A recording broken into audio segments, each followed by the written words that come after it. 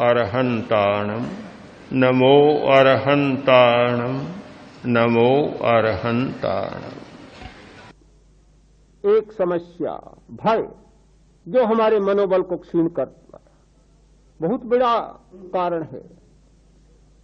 पता नहीं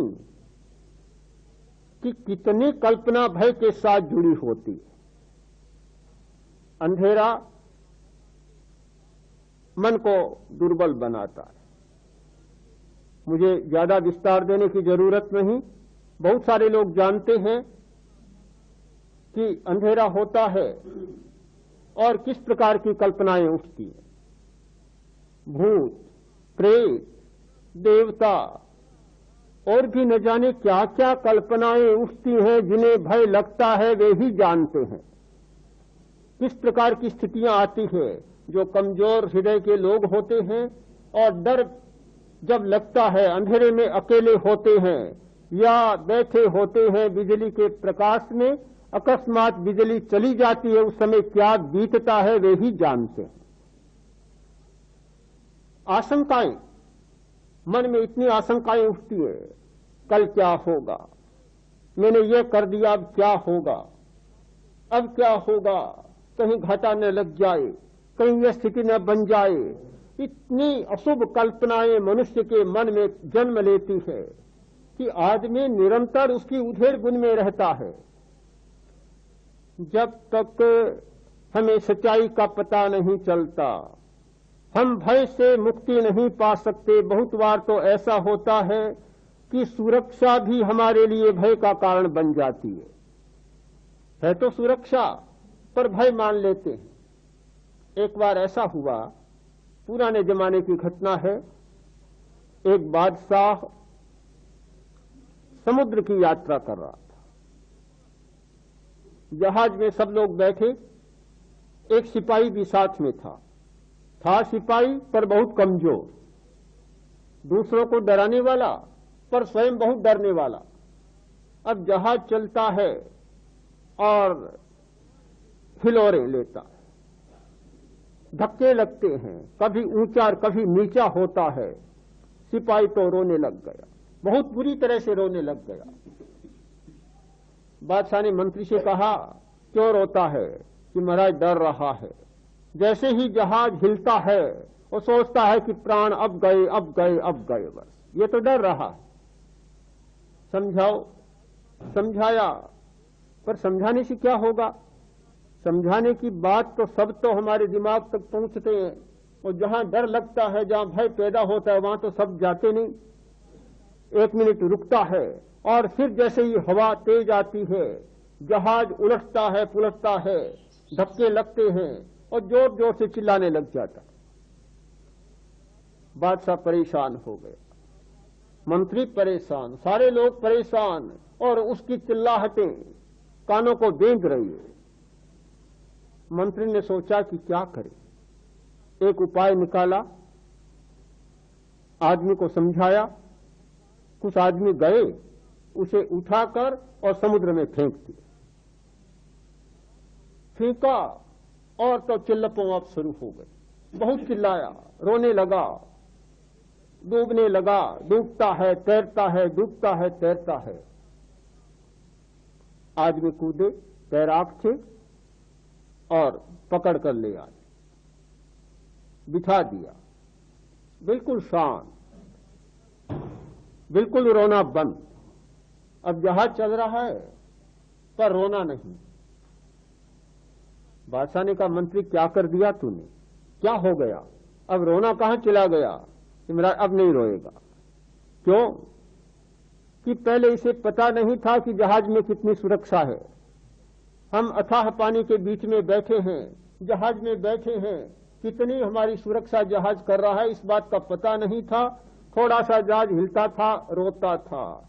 जब पानी में गिर गया, डूबने लगा और डूबने की स्थिति का अनुभव हुआ, तब पता चला कि जहाज का कितना मूल्य होता है। अब यह नहीं रोएगा।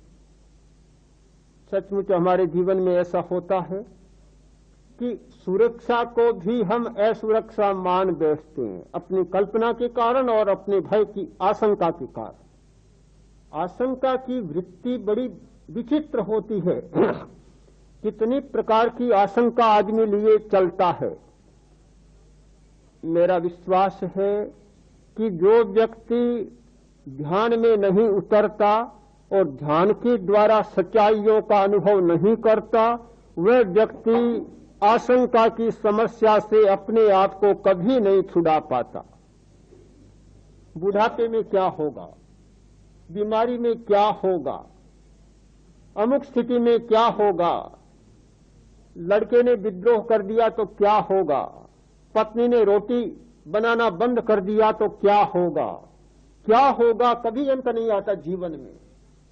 हर घटना के पीछे क्या होगा की आशंका जुड़ी हुई है। कोई दुनिया में दवा नहीं जो इस आशंका को मिटा सके। एक मनोबल जाग जाता है ध्यान की शक्ति के द्वारा, तो फिर क्या होगा बात ही समाप्त हो जाती है। जो होना है सो होगा, कभी होना है तब होगा, आज ही तो नहीं रोना है। जब होना तब होगा, होगा या नहीं होगा पता नहीं, पर रोना धोना तो आज ही हो गया। नहीं होना है तो फिर उसे होना पड़ेगा। एक अपनी दुर्बलता के कारण आदमी इस प्रकार की कल्पना करता है, अशुभ कल्पना करता है और नहीं होने वाली घटना को भी शायद निमंत्रित कर लेता है। हम इस सच्चाई पर ध्यान दें कि जिस प्रकार का मानसिक चिंतन बार बार होता है तो न होने वाली घटना के भी घटित होने की संभावना हो जाती है। यदि मनोबल मजबूत होता है और उन सारी अशुभ आशंकाओं को टाल देता है तो होने वाली घटना भी टल जाती है।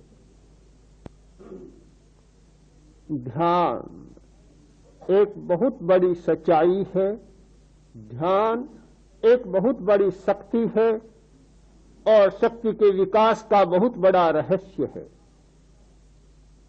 मैं मानता हूं कि हमारी दुनिया में बहुत सारे कारण हैं जो हमारे मनोबल पर अपना प्रभाव जमाए बैठे।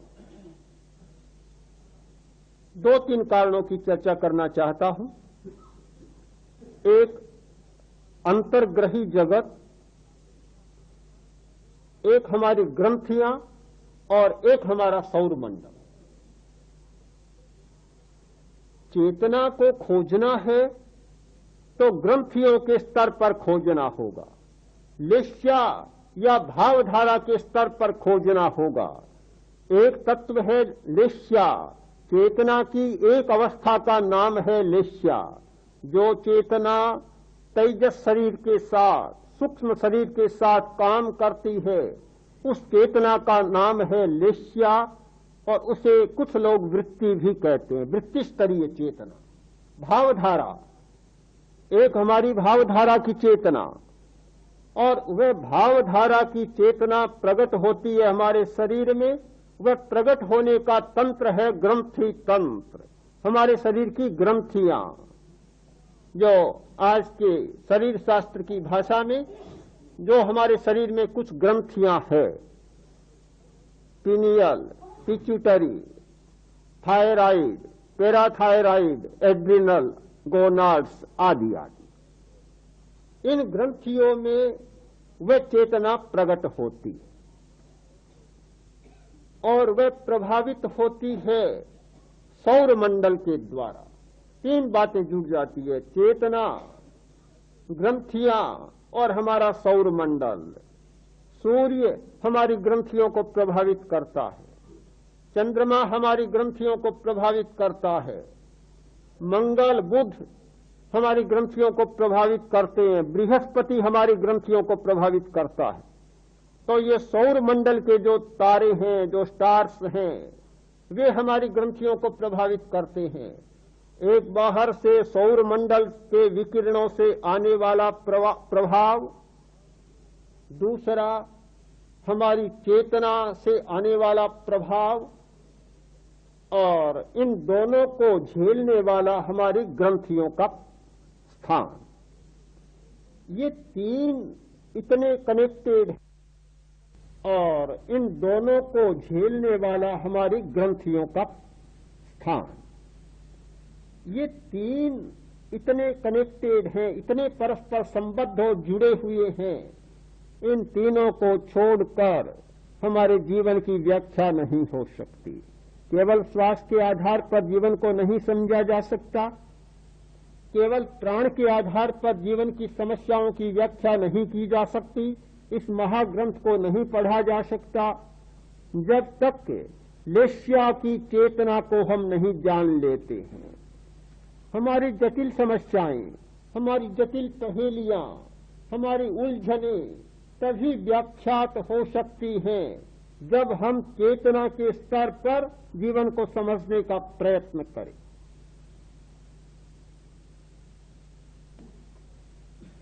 क्यों क्रोध करता है, क्यों भय करता है,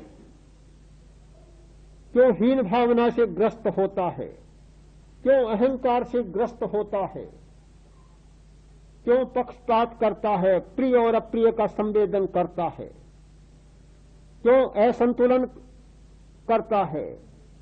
ये सारी स्थितियां, सारी समस्याएं जो व्यक्ति की अपनी समस्याएं हैं, मानसिक समस्याएं हैं, इन सारी समस्याओं की व्याख्या चेतना के स्तर पर ही की जा सकती है।